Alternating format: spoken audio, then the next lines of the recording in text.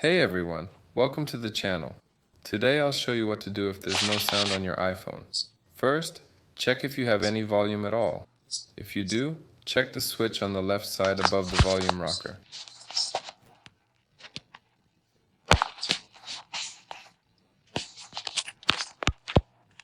There's a toggle to turn off silent mode. If that doesn't help, press and hold the volume up and power buttons, then try restarting your iPhone. So, yeah, hold them down and restart. Then turn it on again using the power button. Alright, the next method is to go to Settings. Here, go to Sounds and Haptics. Make sure your sound is fully turned on here. Next, try disconnecting from Wi-Fi and Bluetooth.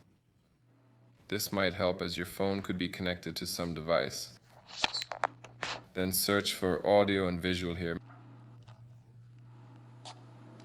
Make sure this is off the mono audio and it's set to 0. That's all for now. This has been like and subscribe to the channel. Bye everyone.